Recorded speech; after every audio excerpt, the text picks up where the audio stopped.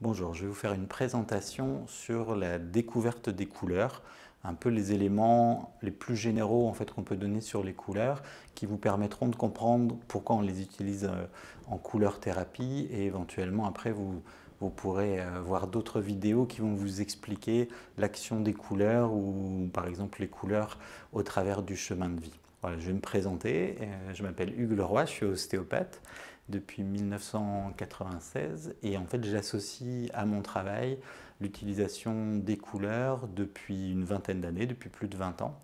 Je travaille en ostéopathie énergétique, en ostéopathie tissulaire et en fait les couleurs elles vont permettre vraiment une transformation de ce qu'on va trouver dans nos tests et c'est donc un support qui me permet de travailler sur des choses du coup entre guillemets plus rapidement ou plus profondément. En tout cas, c'est comme ça que j'utilise l'appoint et l'apport des couleurs. J'ai 2 mètres par rapport au travail vibratoire que j'utilise dans mes thérapeutiques.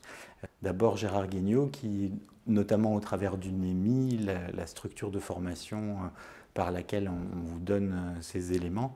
Et c'est lui qui était à l'origine de ce projet du NEMI pour synthétiser les différentes approches thérapeutiques au travers d'un enseignement plus général, plus global et qui fait ressortir notamment les lois de la médecine naturelle et du coup l'apport des différentes techniques.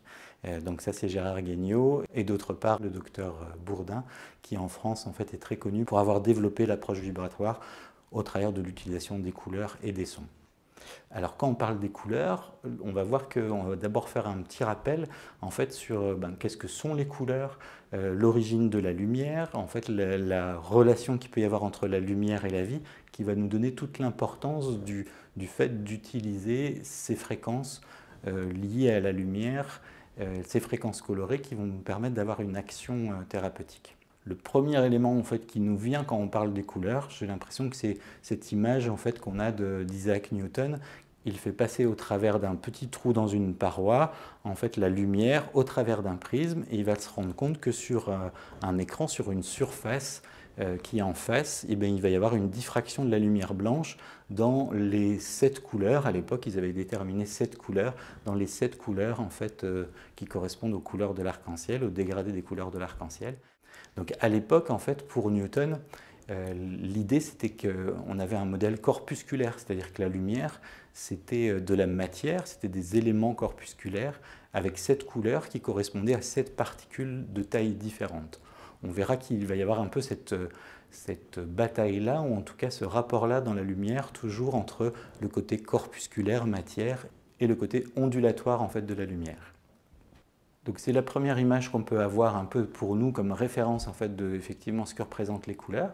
Effectivement, les couleurs, ça va être des ondes électromagnétiques qui vont faire partie du spectre visible, cette lumière blanche qui va pouvoir être diffractée en différentes couleurs. On sait depuis que c'est un ensemble de couleurs, il y a des millions et des millions de couleurs à l'intérieur évidemment de ce spectre visible qui va des fréquences les plus basses au travers des rouges. Et donc avant c'est les infrarouges et puis on va avoir le dégradé des couleurs, des rouges, des oranges, des jaunes, des verts, des bleus, des violets pour aller ensuite vers les ultraviolets qui sont au-delà du spectre visible. On sait que ce spectre visible il est lié à l'espèce dans laquelle on est. Donc l'homme, l'œil humain va être sensible au spectre depuis les rouges écarlate jusqu'au violet. On sait qu'il y a des espèces animales qui vont être sensibles, par exemple, à des fréquences plus élevées, notamment des ultraviolets. Donc on retrouve cette notion de lumière visible, de spectre visible. Alors vous voyez, on le définit entre 780 nanomètres et 380 nanomètres. Les longueurs d'onde qui vont correspondre aux différentes couleurs. On sait que pour l'œil humain, la sensibilité aux couleurs est liée au fait que dans notre rétine, il va y avoir des cônes qui vont être sensibles aux 3 couleurs primaires lumière, céleste, le rouge, le vert et le bleu, et qui, en étant sensibles à ces 3 couleurs, on va le voir tout à l'heure, vont pouvoir reconstituer l'ensemble des couleurs. Et ce qui est intéressant à mettre en avant, c'est le fait qu'on est plus sensible sur la couleur médiane, sur le vert, Un peu comme pour les sons où on serait moins sensible en fait aux graves, plus sensible aux médiums, puis moins sensible aux aigus. Et bien pour l'œil humain, il y a cette sensibilité qui est exacerbée en fait, donc un peu moins pour les rouges, plus pour les verts, un petit peu moins pour les bleus. Et on verra que ce centrage autour du vert, le vert couleur centrale, c'est vraiment un élément très important dans l'œil humain, dans la nature. On en reparlera au moment où on va évoquer la lumière au travers de la formation des rayons dans le soleil. Donc justement, si on s'intéresse à la lumière, à un moment, il va falloir tourner nos yeux vers le ciel. On va regarder le ciel et on va comprendre en fait l'origine de la lumière au travers justement de ce qui s'est passé dans l'univers et notamment en fait avec cette image que vous avez sans doute vue qui a été beaucoup diffusée, hein, une image de la NASA qui représente le fond diffus cosmologique, c'est-à-dire l'image du premier instant où la lumière a pu traverser la matière. Donc là, on va se replonger à l'origine de la lumière. On va remonter 13,8 milliards d'années en avant. Et en fait, vous savez qu'au moment du Big Bang, il a fallu attendre 380 000 ans pour qu'il y ait la possibilité d'une diffusion de la lumière au travers de la matière. D'une certaine façon, le magma qui s'est formé après le Big Bang, il a fallu attendre un certain refroidissement, que la matière se différencie, que les premiers atomes se créent, du coup que les électrons se retrouvent attirés et commencent à évoluer autour de noyaux et se différencient. Et à partir du moment où ces premiers atomes en fait, de matière sont créés, à ce moment-là, il y a la possibilité pour les photons de traverser la matière. Et de nouveau, vous allez avoir cette première image en fait, qui correspond à ce que les satellites ont pu percevoir du rayonnement fossile et de la première image qu'on peut retrouver de la lumière traversant la matière. Si on reprend en fait cette notion d'évolution, avant ces 380 000 ans, la lumière ne peut pas traverser la matière, et puis elle commence à traverser la matière, et puis il va y avoir cette succession ensuite, dans les millions et les milliards d'années qui vont suivre, d'éléments qui vont permettre la création au sein des étoiles en fait, qui vont naître, de retrouver cette capacité par la fusion nucléaire à engendrer un rayonnement qui va permettre en fait de transmettre la lumière. Et c'est ce qu'on va retrouver à la création de notre système solaire il y a 4,5 milliards d'années, c'est-à-dire la création d'une étoile qui est le Soleil, qui au travers de sa structure, par la chaleur qui est engendrée par son noyau, va permettre de faire une nouvelle fusion nucléaire qui va créer de nouveau en fait, une radiation. Et cette radiation, elle va être émise au travers du Soleil, au travers de la photosphère, et elle va rayonner en fait, sur tous les éléments du système solaire, et notamment sur la Terre. Le fait que la Terre soit à une certaine distance donc, va jouer sur le fait que ce rayonnement va pouvoir engendrer tout le cycle de la vie qui s'est mis en place ensuite sur la Terre.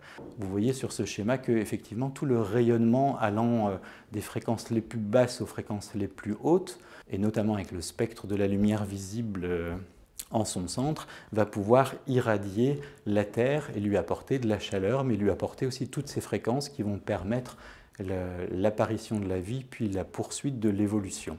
Et c'est ce qu'on retrouve sur ce schéma qui est repris des cours du docteur Ledoux, où on va retrouver l'action que va avoir eu le Big Bang, l'apparition de la lumière, et sur la poursuite de l'évolution, et notamment en fait, sur la poursuite de l'évolution sur la Terre. Donc vous voyez la Terre, on remonte à 4,5 milliards d'années, puis à 3,5 milliards d'années, il y a l'apparition des premières bactéries, des premières cyanobactéries ou algues bleues en fait, au fond des océans.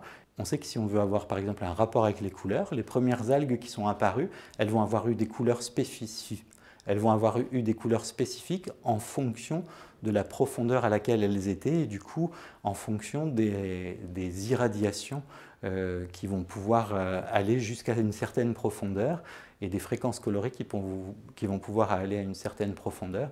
Et c'est ce qui va donner la couleur à certaines algues, les algues bleues, les algues vertes, puis les algues rouges, qui vont apparaître comme ça progressivement avec l'évolution des espèces. Et puis vous voyez que l'évolution des espèces, elle va se poursuivre avec l'apparition des champignons, des lichens, puis des lycopodes, des prêles, des fougères, et puis après à l'ère secondaire des arbres, puis à l'ère tertiaire des fleurs.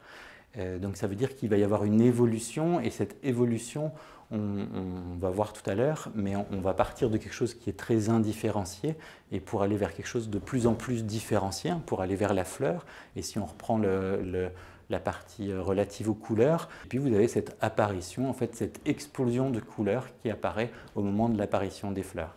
Alors en parallèle, vous avez l'évolution animale aussi avec les invertébrés, puis les vertébrés avec l'évolution des différentes espèces. Et tout ça, on peut dire que ça se fait sous l'influence de la lumière qui va apporter la vie, en fait, qui va apporter la vie à tout l'aspect biologique, notamment au niveau de la chlorophylle, qui va permettre la synthèse de l'oxygène. Et donc, tous ces éléments-là sont très liés à la lumière. On peut dire que d'une certaine façon, la lumière va se cristalliser en matière au niveau de la création et qu'elle va être à l'égide de l'évolution de tout ce qui va apparaître sur la Terre. Donc on retrouve un peu ce cycle depuis le Big Bang avec cette influence de la lumière sur tout ce qui va être créé. Alors on peut reprendre ça sur ce schéma en visualisant, en fait, vous voyez cette pyramide, ce triangle avec à sa pointe l'énergie, à sa base la matière, qui va être la cristallisation en fait de cette énergie. Et quand vous êtes au sommet de ce triangle, vous avez cette énergie qui est complètement indifférenciée. On se rapproche le plus du Big Bang, de l'origine, où les choses sont complètement informes et indifférenciées, mais où tous les potentiels sont là. Et puis progressivement, quand vous descendez en fait dans le triangle, vous arrivez sur la différenciation, vous arrivez dans la matérialisation, et vous arrivez vers des choses qui sont de plus en plus définies. Donc si vous reprenez ça par rapport à l'évolution des espèces, vous avez au début de l'évolution des espèces, vous avez donc ces premières algues qui apparaissent, et vous avez en fin de cycle l'apparition de l'homme avec cette finalité, ces différentes fonctions en fait qui vont apparaître. Donc ça veut dire que quand on travaille avec les couleurs, quand on travaille avec la lumière, on travaille sur cette énergie très indifférenciée. On travaille sur des potentiels. J'ai l'habitude de dire que les couleurs, elles amènent ce potentiel. Vous rebranchez la personne, vous rebranchez les gens par rapport à leur potentiel. Donc c'est ce qui est important de réaliser en fait quand on travaille avec la lumière ou les couleurs, c'est qu'on est dans cette indifférenciation. Alors on va sélectionner différentes couleurs, on va pouvoir travailler avec différents cycles, donc on va finaliser un peu, on va différencier un peu les choses, mais globalement c'est une thérapie très indifférenciée, c'est un peu la thérapie des origines, si on peut l'appeler comme ça, où on va se rebrancher vraiment avec l'essence de ce que nous sommes, qui est la lumière au départ, puis il va y avoir la cristallisation dans la matière, et avec les couleurs, vous avez cette possibilité de rebrancher les gens sur un peu les radiations originelles. Alors on peut le voir dans un temps linéaire, un peu de manière horizontale, depuis le Big Bang jusqu'à aujourd'hui. On peut le revoir aussi dans une notion verticale, c'est-à-dire que de se brancher à la lumière, vous vous rebranchez progressivement à quelque chose qui est au-delà de l'espace et du temps, et vous vous rebranchez vraiment avec l'essence de ce que vous êtes.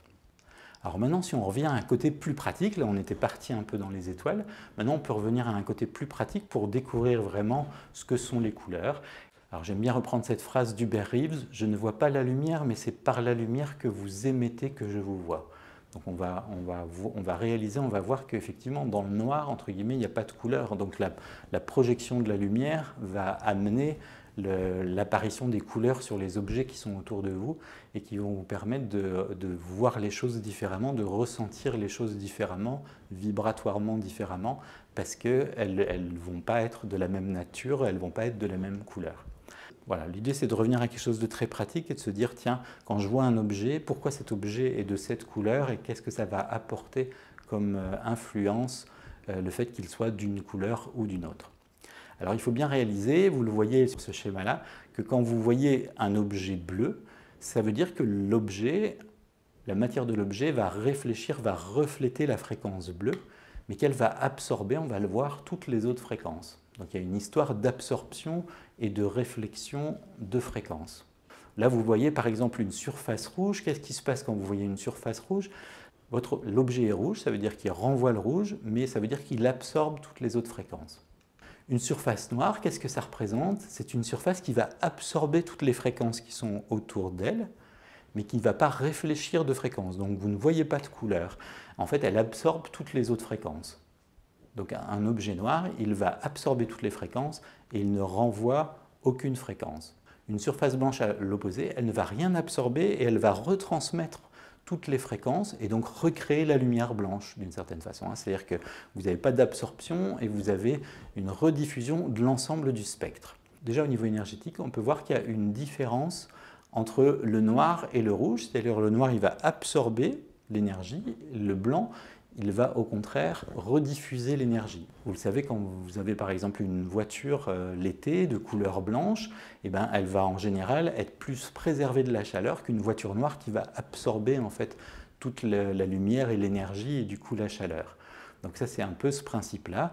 On peut l'appliquer aussi dans l'habillement ou dans la façon en fait, dont on va réagir à l'extérieur. Si vous vous habillez en noir, vous allez absorber les fréquences qui sont autour de vous. Donc on dit que c'est les couleurs de la confession. Donc si vous êtes thérapeute et que vous vous habillez en noir, vous allez amener en fait cette confession et ces fréquences en fait.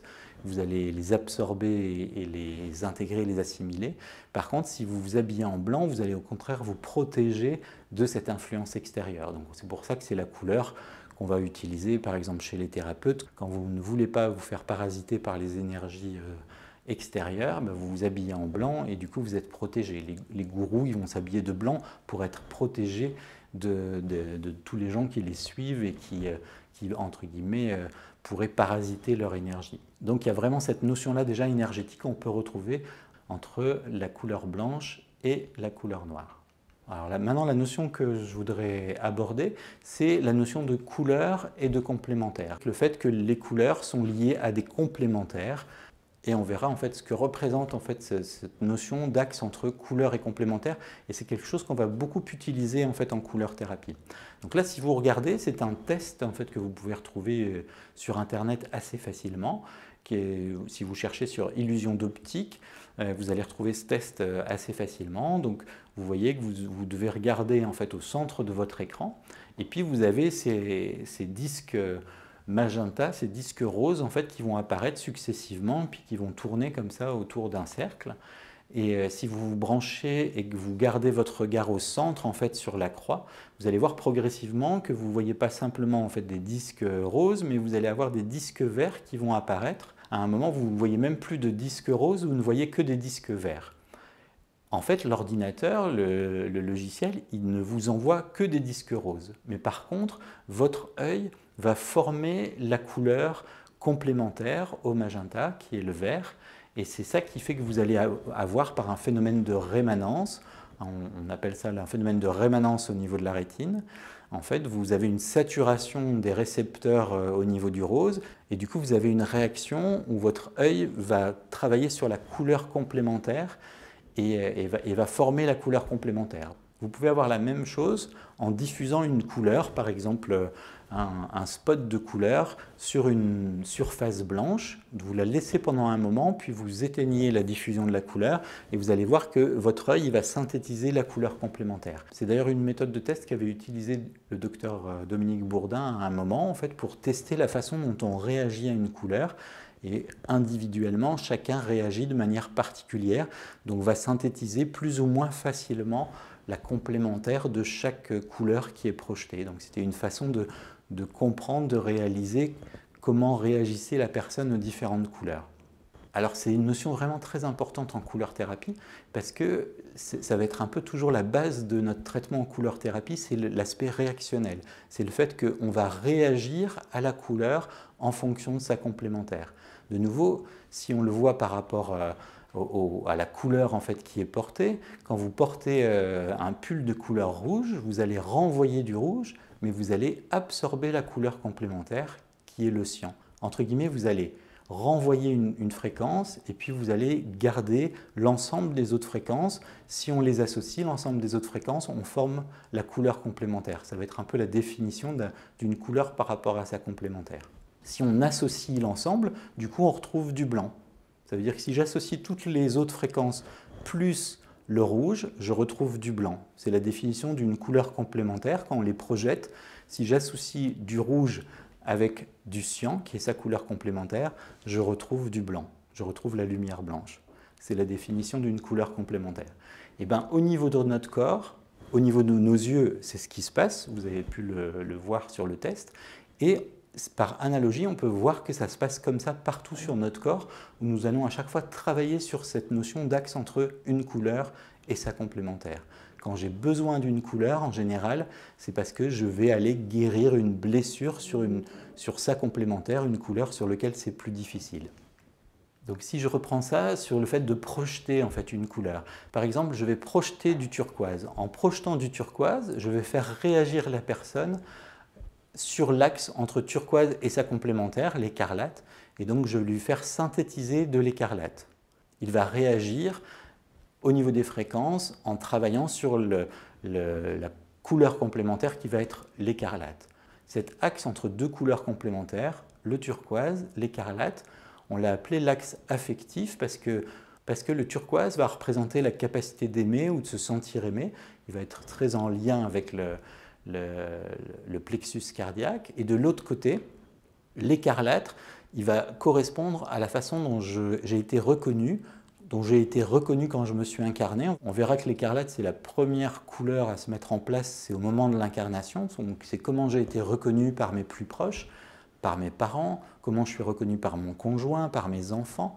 Et donc, il va y avoir cette complémentarité-là au niveau symbolique entre ma capacité d'aimer et de me sentir aimé, et puis de l'autre côté, et la façon dont j'ai été reconnu par mes plus proches, et la façon dont je me reconnais moi-même, puisque l'essence des choses, c'est le fait, à un certain moment, de ne plus avoir besoin de cette reconnaissance des plus proches pour avancer, mais d'avoir confiance en qui l'on est au fond de soi. Et alors du coup, quand vous avez cette capacité-là, vous pouvez retourner dans le turquoise et d'aimer ou de vous sentir aimé de manière non dépendante au fait d'être reconnu. Donc vous voyez que cet axe-là, affectif, entre le turquoise et l'écarlate, c'est l'essence même d'un travail entre une couleur et sa complémentaire.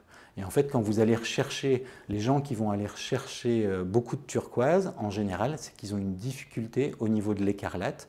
Donc en fait, ils vont vouloir beaucoup aimer, vouloir faire beaucoup de choses pour les autres. Et derrière ça, si vous creusez un petit peu, il y a une souffrance, il y a une difficulté parce qu'ils n'ont pas été reconnus en fait pour ce qu'ils sont. Alors maintenant, on va rentrer plus précisément dans la découverte des 12 couleurs, les 12 couleurs qu'on va utiliser dans nos protocoles en couleur thérapie. En fait, donc si on redéfinit les éléments en rapport avec les couleurs, on va voir qu'on peut parler de couleurs primaires. On en a déjà un petit peu parlé en parlant notamment des cônes par exemple qu'on avait dans l'œil qui étaient sensibles aux 3 couleurs célestes. Et bien on va voir qu'il y a 3 couleurs primaires célestes, 3 couleurs primaires lumière qui sont le rouge, le vert et le bleu. Et vous voyez que c'est les couleurs notamment qu'on va utiliser dans la projection, dans la diffusion. Quand vous avez un vidéoprojecteur, quand vous avez des LED, ben vous pouvez avoir des LED de couleur rouge, de vert, de bleu et vous allez pouvoir former toutes les couleurs à partir de ces 3 couleurs primaires. Et plus vous allez les associer, plus vous allez aller vers la lumière, plus vous allez aller vers le blanc. Si je mets autant de rouge, de vert que de bleu, je vais retrouver en fait la lumière blanche. Plus je les associe, plus j'amène de la lumière. C'est pour ça qu'on va les appeler les couleurs de synthèse additive en couleur lumière, c'est-à-dire plus je les associe, plus c'est lumineux. C'est aussi pour ça, on verra par opposition aux couleurs matière, que quand on va utiliser nous les petits appareils de projection de lumière, on va avoir cette notion de ramener de la lumière, éclairer les choses et permettre à l'énergie de recirculer en ramenant cette lumière. On parle aussi de 3 couleurs primaires terrestres ou de couleurs matière. Et en fait, ces 3 couleurs primaires terrestres, vous les connaissez parce que c'est les couleurs que vous utilisiez quand vous étiez à l'école maternelle et que votre institutrice, elle vous amenait 3 gros pots. Elle vous amenait un pot de couleur magenta, un pot de couleur jaune et un pot de couleur cyan. Et à partir de ces 3 couleurs, vous pouviez reformer toutes les couleurs existantes en associant un peu de jaune, un peu de cyan, un peu de magenta. On les appelle les couleurs primaires terrestres, elles sont liées aux pigments qu'on va utiliser pour pouvoir associer en fait ces couleurs. Et on les appelle de synthèse soustractive, ces couleurs matière, puisque plus vous allez les associer, plus vous allez perdre de la lumière et plus vous allez aller vers le noir, vous allez obscurcir. Donc si vous associez de plus en plus de jaune, de cyan et de magenta, vous perdez de la lumière. Et si vous les associez à part égale, vous allez obtenir du noir, ou en tout cas un brun très foncé qui tend vers le noir. Vous pouvez retrouver cette notion en fait liée à la lumière aussi dans l'art, c'est sans doute ça qui fait la difficulté de l'art, c'est d'associer des éléments matière tout en gardant de la lumière et en transmettant de la lumière. Si on reprend en fait ces trois couleurs primaires célestes et on va les placer en fait sur un triangle, alors vous allez voir, on les place sur un triangle pointe en haut et c'est pas un hasard, en fait c'est vraiment le triangle qui nous relie avec ce qui est au-dessus de nous, donc avec ces couleurs primaires célestes. On va pouvoir placer le rouge, le vert orienté vers le haut et le bleu. Si on place les trois couleurs primaires terrestres sur un triangle pointe en bas, qui est donc dirigé vers la matière, on va retrouver le magenta pointe en bas, puis le jaune, puis le cyan.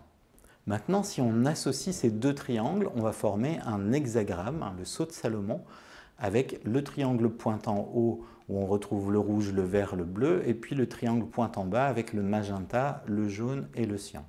Et on va voir donc la succession en fait de ces couleurs au travers du sceau de Salomon. En formant ces deux triangles, on va retrouver les axes entre les couleurs et les complémentaires. Le rouge est la complémentaire du cyan. Qu'est-ce que ça veut dire? Ça veut dire que si je les associe en projection, en couleur-lumière, si j'associe autant de rouge que de cyan, je vais former du blanc. Si je les associe en couleur matière, si je suis peintre et que j'associe autant de rouge que de cyan, je vais obtenir du noir. C'est la définition des couleurs complémentaires. Un autre axe, c'est l'axe entre le jaune et le bleu. Donc de nouveau, si j'associe en lumière autant de jaune que de bleu, je vais obtenir du blanc et du noir en couleur matière. Et puis enfin, l'axe entre le magenta et le vert, qui sont deux couleurs complémentaires. Donc vous voyez que vous retrouvez, alors c'est pour ça que c'est important de dessiner le sceau de Salomon, de s'entraîner à visualiser ou à dessiner le sceau de Salomon avec les différentes couleurs, parce que vous allez retrouver cette géométrie et cette notion de relation, d'axe entre les couleurs et les complémentaires. La formation de l'hexagramme, elle va nous permettre aussi du coup de placer les couleurs secondaires au travers en fait de cet hexagramme et on va pouvoir retrouver, vous voyez, entre le magenta et le rouge l'écarlate, entre le rouge et le jaune l'orange, entre le jaune et le vert le citron, entre le vert et le cyan le turquoise, entre le cyan et le bleu l'indigo et entre le bleu et le magenta le pourpre. Ces couleurs secondaires, elles ont elles-mêmes des couleurs complémentaires que vous allez pouvoir retrouver de manière géométrique ici sur votre hexagramme. C'est-à-dire que si vous reliez l'écarlate avec le turquoise, vous voyez, c'est l'axe dont on avait parlé tout à l'heure, c'est un axe complémentaire entre écarlate et turquoise.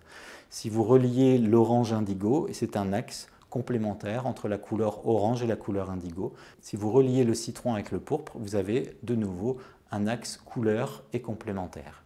Quand vous dessinez le sceau de Salomon, vous réalisez qu'il y a un axe vertical entre le magenta et le vert. Cet axe vertical, on va le retrouver, il est très symbolique. Moi, je l'associe au chemin de vie avec d'un côté le magenta qui est une couleur particulière en fait, qui ne fait pas partie des couleurs de l'arc-en-ciel. On avait vu sur le spectre visible que vous aviez les rouges, avant les rouges vous aviez les infrarouges, et puis à l'opposé vous aviez les violets, après les violets vous avez les ultraviolets. Si vous réunissez en fait ces deux parties, vous allez retrouver en fait le cercle chromatique qui va des écarlates, des rouges et qui va se terminer par les violets. Et bien la réunion en fait de ces rouges écarlates et de ces violets, vous allez retrouver ici le magenta. Donc c'est comme si c'était une couleur qui était la réunion de l'arc-en-ciel en fait et qu'on reprenait ces deux éléments là. Donc c'est évidemment, vous savez ce que c'est que du magenta où vous avez la notion en fait du fuchsia d'un côté rosé, mais d'un autre côté c'est comme si c'était une couleur qui n'existait pas, qui préexistait.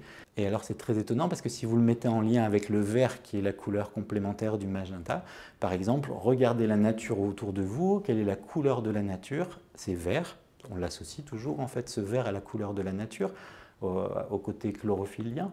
Mais par contre, qu'est-ce que ça veut dire de la nature? C'est-à-dire qu'elle est verte, donc c'est ce qu'elle retransmet, mais elle se nourrit de la couleur complémentaire qui est le magenta. Et donc moi je mets en relation ce magenta avec cette force essentielle, cette force vitale qui relie en fait tous les éléments de la nature et du coup en fait qui fait que les choses apparaissent entre guillemets vertes, mais qui va sous-tendre en fait tous les éléments de la nature. Et avec ce côté préexistant qui n'a pas encore de forme. Donc le magenta, ça va être le bâti énergétique autour duquel les choses vont se faire. Donc c'est vraiment une couleur particulière et vous voyez qu'elle est à la racine de cet axe entre le magenta et le vert. Elle va être l'informe, elle va être toutes les possibilités, tous les potentiels. Et de l'autre côté, vous allez retrouver le vert avec cette notion au contraire de définition, de direction, de finalisation des choses, de concrétisation des choses. Donc cet axe vertical très important, il va nous permettre de réaliser qu'on a d'un côté en fait des couleurs chaudes avec l'écarlate, le rouge, l'orange, le jaune, le citron.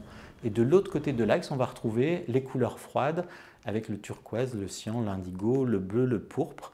Vous allez avoir d'un côté toutes les choses qui vont se manifester. On part du magenta, de l'informe, pour arriver avec l'écarlate, l'incarnation, puis le rouge, puis l'orange qui va être la couleur la plus dynamique, puis le jaune où on va commencer à avoir une certaine matérialisation, une certaine différenciation encore plus importante, et le citron qui va commencer à matérialiser encore plus les choses pour arriver au vert qui est vraiment la forme dans son état fini. Puis de l'autre côté, vous allez retrouver toutes ces couleurs froides qui vont être plutôt, on a formé les choses et puis maintenant on va les mettre au service d'eux. Donc si on le rapporte à l'homme, on va former son corps physique, émotionnel, mental, et puis on va mettre tout ça au service du scaphandrier, du côté animique de l'homme, avec toutes les couleurs froides qui sont plutôt des couleurs de retrait, d'intériorisation, du turquoise, du cyan, de l'indigo, du bleu, du pourpre, pour arriver à un nouveau cycle qui va repartir avec le magenta.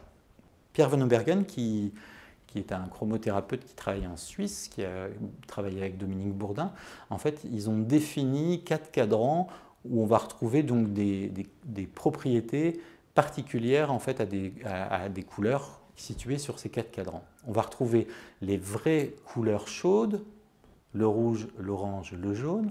On va retrouver les vraies couleurs froides, le bleu, l'indigo, le cyan. Et puis en bas, on va retrouver le magenta avec ses attributs, l'écarlate, le pourpre, qu'on va appeler des couleurs mixtes. Et puis en haut, on va retrouver le citron, le vert, le turquoise, donc 2 couleurs autour du vert, les attributs du vert, les couleurs neutres. Et du coup, on retrouve des qualités particulières en fait, à ces couleurs. Donc les couleurs chaudes, elles vont être tonifiantes, stimulantes. Les couleurs froides, elles vont être sédatives, au contraire, calmantes, dispersantes. Les couleurs mixtes, on l'a vu autour du magenta. Le magenta, c'est l'informe, c'est la trame, donc il va être permissive pour ce qui va apparaître après. Donc en fait, ces couleurs-là, autour du magenta, elles vont être génératrices, protectrices, cicatrisantes. Et enfin, les couleurs neutres, autour du vert, elles sont nettoyantes, purifiantes, équilibrantes. Donc on va pouvoir parler de cycles et de cercles chromatiques en fonction, vous voyez que du coup, si on relie en fait l'ensemble de ces couleurs, eh ben, on va obtenir un cercle en partant du magenta. On va obtenir l'écarlate, le rouge, l'orange, le jaune, le citron, le vert, le turquoise, le cyan, l'indigo, le bleu, le pourpre, et de nouveau on arrive au magenta. Donc cette notion de cycle, elle est vraiment liée à la vie, puisqu'on va le retrouver dans tous les phénomènes. Donc on pourra le mettre en rapport évidemment avec notre incarnation. On a besoin de magenta. Donc le magenta, qu'est-ce que c'est? C'est le projet qui va permettre la réalisation d'une grossesse. Donc pour ça, il faut qu'il y ait une trame, il faut qu'il y ait un projet. Et puis c'est la couleur qui va justement en fait protéger et accompagner toute la grossesse.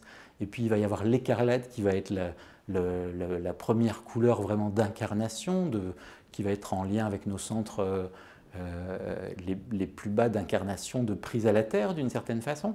Puis après on va avoir le rouge qui va être plus dans le côté social, puis on va avoir l'orange qui va être la notion vraiment d'action, de mouvement, de réalisation. C'est l'enfant de 5-7 ans qui est toujours en activité, il est en train de jouer, vous le prenez, il râle parce qu'il était en train de faire quelque chose, vous le remettez à un autre endroit, il est reparti dans ce qu'il faisait. Donc ça veut dire qu'il y a vraiment cette notion d'activité, de plaisir à faire les choses.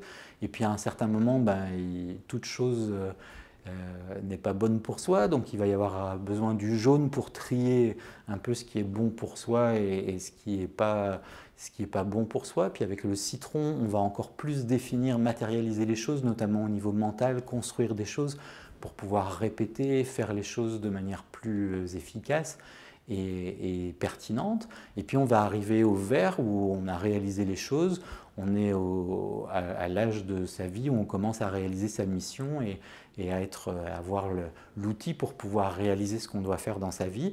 Et du coup, on va pouvoir mettre son âme au service de sa mission et on va explorer les couleurs turquoise, l'amour de l'autre, des autres, le cyan, l'expression de ce qu'on est, et puis l'indigo, et puis le bleu, le pourpre, qui vont être des couleurs plus froides de retour sur soi.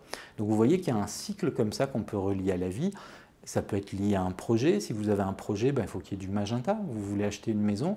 D'une certaine façon, votre maison, il faut qu'elle soit inscrite, qu'il y ait une trame, qu'il y ait quelque chose pour pouvoir trouver votre maison et que ce projet aboutisse. Donc vous avez besoin de magenta pour voilà, vous cherchez une maison, puis après il va falloir définir les choses avec l'écarlate, puis on va avoir la succession des couleurs qui va nous amener, au travers de tout ce qu'on vit, à voir que ces couleurs, elles ont une influence, ou en tout cas elles sont en lien, en analogie avec chaque élément. Cette notion de cercle chromatique en rapport avec cette notion de cycle, on parle d'action tempéramentielle des couleurs. L'action tempéramentielle des couleurs, c'est vraiment mettre en relation les couleurs justement avec ce côté tempéramentiel. C'est-à-dire il y a des couleurs chaudes, il y a des couleurs froides, il y a des couleurs qui vont apporter de l'énergie, il y a des couleurs qui vont enlever de l'énergie, il y a des couleurs qui vont structurer la forme, il y a des couleurs qui vont au contraire être plus en relation avec la déstructuration de la forme ou le côté informe. Donc vous voyez, chaque cadran en fait, des couleurs va apporter quelque chose d'important par rapport au côté tempéramentiel de l'individu.